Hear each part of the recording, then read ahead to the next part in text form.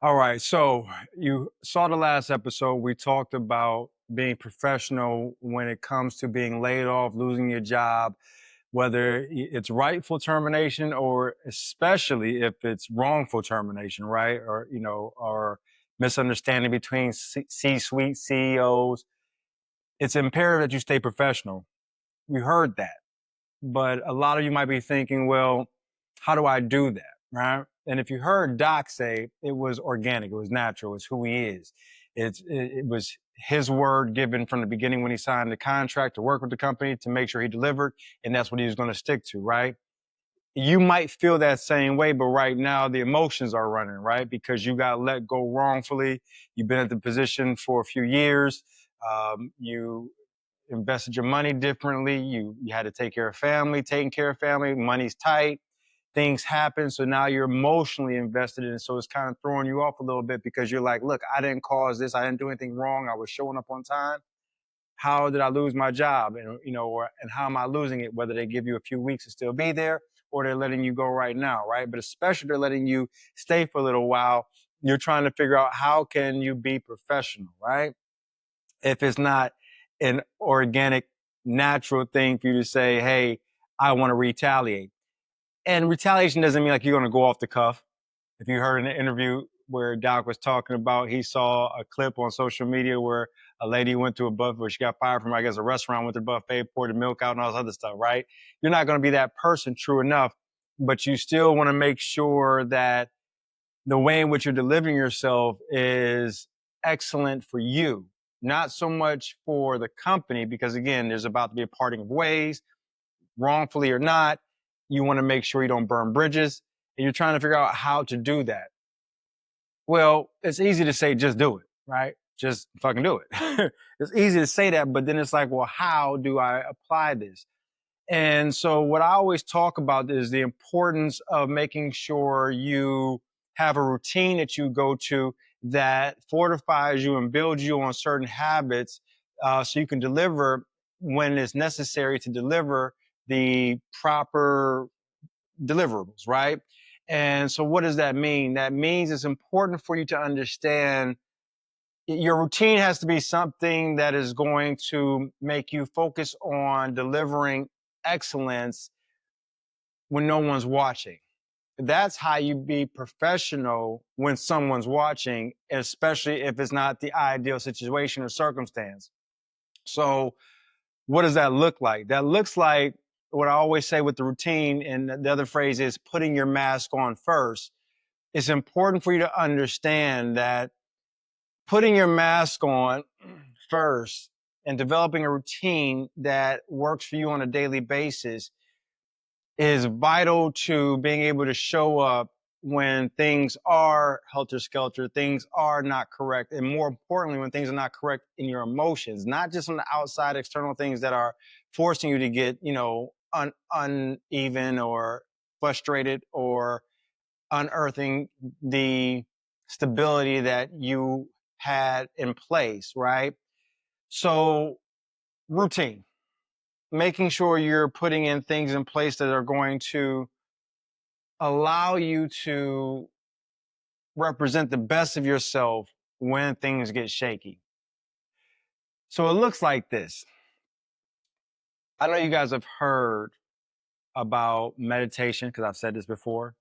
Exercising, I said this before. I do it, right? Hope I look the part. These routines are important to implement to your day-to-day lifestyle because they do give you the foundational tools and the application steps necessary when things go crazy. Why meditation? Well, meditation, if you've heard it before, but again, you're hearing it from me because again, hopefully the way in which I deliver things give you a different perspective of how to look at things you may have heard repetitively before, but didn't really understand. Reason why meditation is important is because it helps you elevate yourself and be still within the moment and be fully present to see everything that needs to be seen from an elevated point, not from the black and white or from the emotional standpoint that always tends to put up a veil that when we think we're peering through and seeing what we need to see, we don't see, if that makes sense. So meditation allows you in real time to be able to elevate yourself from the current paradigm at hand, whatever it may be, good, bad, indifferent, nebulous, where you can't decipher whether it's good or bad, right? This is what meditation does for you if you're practicing it. This is why, we're talking about practicing doing this on a daily, habitual basis. Because when you get into the circumstances, because you will, it's inevitable. We all do. None of us are above the fray. We're going to run across the thing that is going to set us off, if you will, quotations, set us off emotionally. And what we're seeking in that moment, unbeknownst to us sometimes subconsciously, is something that we can grasp onto to help us find the stability in the chaotic moment at hand that's setting us off. When you practice meditation properly, when I say properly, meaning doing it on a consistent basis and actually being immersed in it, even if it is for 30 seconds or for 30 minutes, whatever it is, as you elevate and you practice it, you'll be able to, or consistently practice it, you'll be able to elevate and be able to put yourself in a position where you now are ready, if you will, for those test moments when you need to show up for yourself and be ready in those moments. This is the routine that we're talking about, why meditation is important, okay? It's not so much just the esoteric, higher level self and you're floating in spirituality. That is all true. That's all part of it. It's kind of like when we talk about exercise, we focus so much on the look, right? The six pack, nice arms, nice thighs, nice butt, all that stuff, right? But it's not about that while we do exercise. It's about the fact that we have, strong heart, strong lungs, be able to focus longer during work sessions, being able to make sure our blood is circulating properly, making sure, everything about the physical body that we have can function at its highest level, especially when we need it the most, if we get hit with sickness or if we get hit with fatigue or, something happens, right? But on a day-to-day, if nothing like that is happening, it's just so we can be at our optimal for as long as possible for a sustainable period of time, right? That's the most important reason why we exercise. The icing on the cake is a six pack, nice butt, nice thighs. The icing on the cake when it comes to meditation is the spiritual elevation, the connectivity with the higher power, with the higher self. But we do it because if you really understand the importance of meditation, you're trying to make sure you practice being fully present to see everything that needs to be seen in that particular moment, to be able to grasp what needs to be gained in those moments, as well as be able to give what needs to be given in those particular moments. That's why we meditate. All right. So when you practice this part of and put this as a part of your routine, when it comes down to now something as serious as getting laid off, you have finances, you might be a little over leveraged, you have debt you're trying to pay off, you have properties you're trying to purchase, you have car notes you're trying to pay for, you have school tuitions you're trying to pay for, you have groceries you need to get. All these things are factors, right, that can pile up and put stress on you, right? But if you've been practicing your routine and you can go to your routine, not only will it alleviate some of the stress, not all of it, but it'll alleviate majority of it. And when you're really good, it will alleviate all of it. I guarantee you. I promise you. I'm a practitioner, and I'm hoping I'm exuding that to you all. But even if you don't, if you meet me in person, you'll see that's just how I am. It doesn't get to me anymore because I've been doing this now for 5 or 6 years during my hardest times and during my best times, right? So you're trying to be prepared as best as possible by having that practice in place. And because if you're doing it daily, it becomes, like Doc said, a part of you organically to where it does show up when you need it the most, especially in situations that seem like they would be to the outside eye. Oh, you are going to respond this way, and you don't. You respond opposite, the antithesis of what most people would, right? So this is why I believe adding in to your routine the practice of meditation is very vital to your ability to show up, to calm the noise that's internal, because you can't control the external noise that's already been caused in chaos and, tornadoes, thunderstorms, tsunamis that are coming at you. You can't control those, but you can control this space, right? And so this is part of how you practice to do that. The other part of routine is exercise. And I've already just expressed a little bit in my example with meditation why we do exercise, right? But let me go a little bit deeper into why this is so vital to you being able to calm yourself. So you have your nervous system, you have your parasympathetic and sympathetic nervous system. And you have in these nervous systems, you're literally shocking both of these. One is more physical and one is more, of the actual nervous system's response to outside stimuli hitting it, right? And what's important about exercise on a myriad of levels, but I'm just going to break it down to just the most important right now. I believe the top, 2 to 3 things that are important as to why you can take this from exercise when you apply it to your routine on a daily basis. And it helps you so impactful. It helps in a way when you need it the most. Exercise shocks these nervous systems. It shocks these systems, right? Especially the parasympathetic, the fight or flight. When you're, for my, everyday example I've been doing for myself for the past now 25 plus years of my, exercise prowess and consistency. When you're shocking the body on a day-to-day basis with physical demands, especially because we're in a society now, in this modern society of ease of access, of technology, Uber Eats, deliverables, grocery shopping, not farming, not having to hunt, not having to be outside being chased by animals, right? That type of thing. We're living in such comfort, right? Uber driving, right? Where you don't have to drive, someone can drive you, right?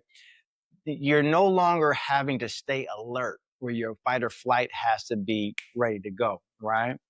But what happens though when you're training, even if you're not at a bodybuilder or a heavy weightlifting intensity or martial arts MMA type style, if you're doing those modalities, fantastic. You understand what I'm talking about.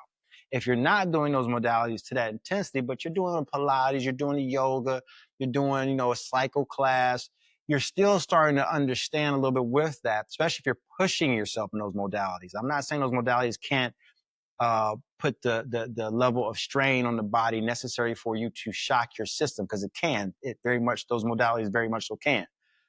But what I'm saying is, if you're doing these modalities and you're shocking the body to this level on a daily basis and pushing yourself to limits, not every day, but out of a 5-day workout week, if you're working out 5 days a week, and most people are doing at least 3, but if you're doing 5, right, and you take 3 of those days and you're pushing yourself to that physical and mental emotional limit, right, you're shocking your parasympathetic and your sympathetic nervous system consistently.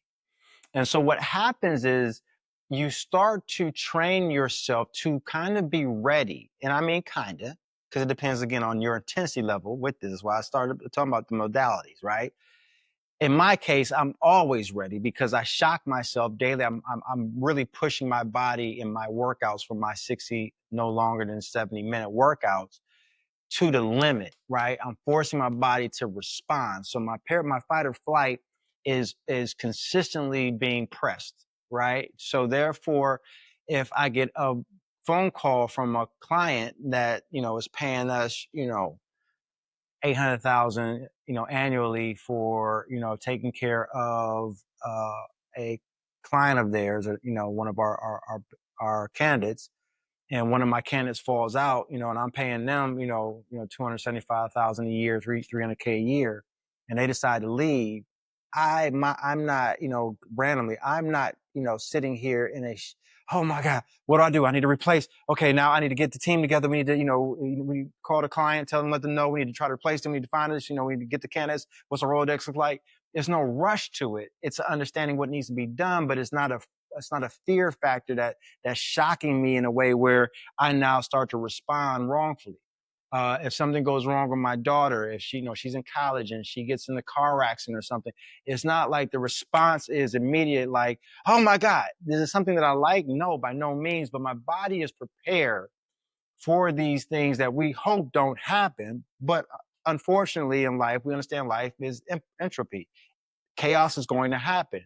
But if I'm constantly training my body to respond on a daily basis to levels of exhaustion, to levels of uh, alertness, right? was picking up the weights, straining the body, the muscle, the myofascia and the muscle tendons and ligaments, forcing them to expand, doing cardio that I don't like to do, right? If I'm going for, I'm a short distance guy, 2 miles, a mile run, but then I try to push it to say 4 miles. My heart is getting shot, lungs are getting shot, getting fatigued. If I do it in extreme heat, because I'm doing it in, say, 38 degrees Celsius, 80, 90-degree weather, right? Some days 100-degree weather at the top of the day, if I'm doing a peak day run. So I'm shocking myself consistently, right? So when business things that don't go the way I want go, contracts don't go, negotiations are not going the way I would like for them to go, I get hit with my daughter saying, something is affecting her. She's crying. Parents are letting me know they're getting older and, got a test done that may say that they may have cancer. It doesn't hit you as hard to where it knocks you off your pedestal. Please understand me. I'm not saying that you do not have hurt or experience emotional shift when these, especially, parents possibly having cancer or daughter getting car accident. I'm not saying that you don't feel that. It's a difference, but it's how you need to respond to it that's important. How you respond to it while going through the thing with individuals that determines the level in which everything gets handled, right? And how because at the end of the day, these things are going to, if they're happening, there has to be an after effect, right? There has to be an after the thing, because nothing stays the same. And not, when these things come, it doesn't perpetuate. It doesn't continue to permeate. It actually comes, and you have to be ready on the back end, right? And what happens is, as we're going through these stressful moments, if we don't watch it, they take so much, extract so much energy from us, so much time from us because of the stress load, that we end up losing years. We end up losing moments. We end up losing ourselves within it. And this is why I say training is so important. It doesn't matter the modality per se, but it matters the level of consistent intensity that you're able to give to this level of routine practicum that will allow you to be able to be ready for any of these stresses that I talked about, right? As examples. Hopefully they don't happen, but again, we don't know, right? The problem is when life does happen, like in our case, that we keep talking about, like Doc and I talked about, you getting laid off. Now it's a scatter moment and it's a frustration moment, which again, rightfully so, you should be frustrated. Worried, it should happen if you only have 3 months of savings available, or, in a lot of people's cases, you don't have, the savings available, and you're looking for something, to immediate to replace the income. And if you're making, if you were salaried and you were salaried at 190K a year, generally your expenditures are around, 290 a year, because we have been living beneath our means. So all these factors are true. Doesn't mean that you can't pivot in the immediacy. And that's why, if these routines are in place of your meditation, for one, if your routine's in place of meditation, you're probably not even listening to this anyway, because you're probably already like, I already got my situation.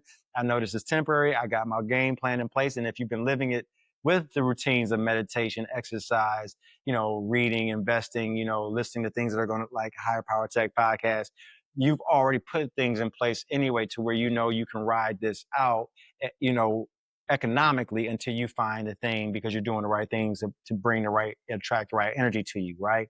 So, but if you're the one listening to this where you haven't been doing the routines, you've just been coasting, and now you've been hit with this, it's imperative that you again pivot and understand it's never too late to do anything. You just gotta, if you're given an opportunity to breathe, you can just fucking do it. So that's what we're talking about now. Just putting these routines in place now, so you can now start to prepare yourself to be able to now shift the paradigm of not being employed, to get a job, bring the energy in, to bring the right career path to you that you can get into, even if it's just something that's going to be temporary, to just stop the bleeding, which is still perfect, right? Because again, anything is better than nothing, right? To stop the bleeding. But if you start these routines, and while you've got a pen in it with a career, you're working at the local grocery store, or, doing Uber Eats or whatever it might be, whatever you're doing that's temporary, until you can get, the job that is going to be the career again, or you're starting a new entrepreneurial path like Doc is doing, right?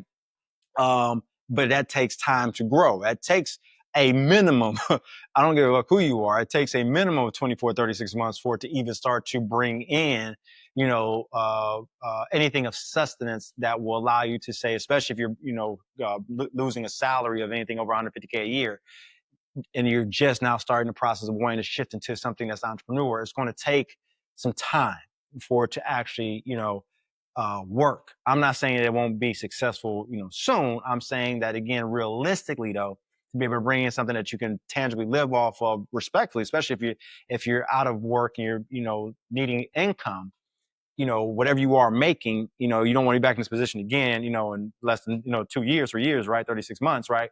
So you would want to invest the profits, that you're making, if you are able to make money, from it, your P and not your L, right? If your profits are there, you want to be able to invest that properly. So therefore, again, you don't have this same issue of having a scare where if things were to go awry, you're back in debt or out of money, right?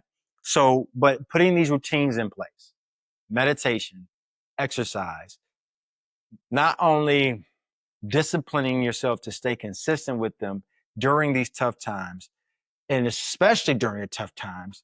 But what happens is once the times start to get, a little good again, right? And then they start to get great again. When you stick with this, it now becomes the piece of the puzzle that you always look at and say, okay, I know what the next couple pieces should look like as I'm sifting through the pile that's all still scattered.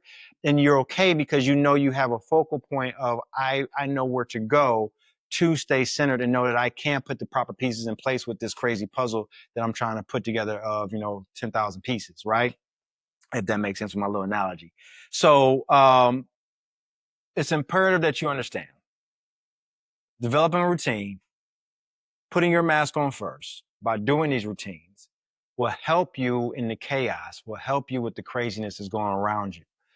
And the reason why I like that whole phrase, putting your mask on first, I'll break that down in another episode for you because I think people get it misunderstood a little bit about how and why that phrase is so vital if you really understand it as to why you putting your mask on first is important, especially if you're a woman listening to this, because women, you all give so much of yourself as nurturers and caregivers. That's why we always celebrate Mother's Day way more than we do Father's Day, right? Because we appreciate our mamas. Why mama always gets appreciated. I want to thank my mama and God, baby Jesus, right? um, but I'll break it down to you what it means from the higher level statement of why putting your mask on is important, but also too, so you can understand why they say it in a plane, but what it really means. I think people just skip right past it because fortunately, thank goodness, most of us don't have to experience, a plane going down and trying to put on your mask, right? So I'll break that down for you in another episode so you understand why we say it, though it applies. It's very, very much so analogous to real life, putting your mask on first in your pursuits of day-to-day disciplines and growing yourself and working on you. So therefore you can be ready when the chaos happens. And you can put your mask on your kid after you have your mask on. You can put your mask on your coworkers. You can put your mask on your employees. You can put your mask on your partner, your wife, or your husband, or your partner, because you practiced it and you're ready and you've done it. So I'll explain that in another episode. Okay. But I hope this makes sense why it's important to develop routine and why I think the two pieces to the routine are necessary, that are most necessary: meditation and exercise, and staying true to those daily, not letting those go. It's a daily practice that needs to be in place. And when you do those both and both in conjunction, it allows you to be the better of yourself when shit like this happens, layoffs, job loss, and then you'll be able to find your way, especially as you listen to us on Higher Power Tech on what to do with CVs, resumes, and all that. You'll be able to find your way easier and a little more clearer without all the extra muck that most of us have to sift through because we allow for everything else to get into our path and get into our vision, our line of sight, and we can't see clearly. Okay. All right. Hope this makes sense to you. Look for the next episode next Wednesday between Doc and I. We have something good for you guys coming down the pike. And if you have any questions or comments, if you don't agree with what I'm saying, please comment. Let me know. If you do agree with what I'm saying, let me know. If it doesn't make sense, let me know too, so I can try to make it make more sense to you. Okay. But I appreciate you guys here on Higher Power Tech. Again, I'm Marc Homar, and Doc will be joining me again on the next episode on Wednesday for you guys. All right. But we want to give you some more of these little tidbits just so you can start to think differently since you're joining us. We want to give you a little bit more just so you can just know how to position your day-to-day energies, emotions, mentality. Because again, like we said before, what you surround yourself with, what you listen to, what you watch, and how you speak to yourself is going to determine the efficiency of you not only growing through whatever the current muck is, but also to how you can sustain once you get out of that, the excellence that you want to produce for yourself, no matter what's going on around you. That's what we talk about here. Okay. All right. So look forward to seeing you guys soon. Have a great day, great weekend ahead, and we'll talk shortly.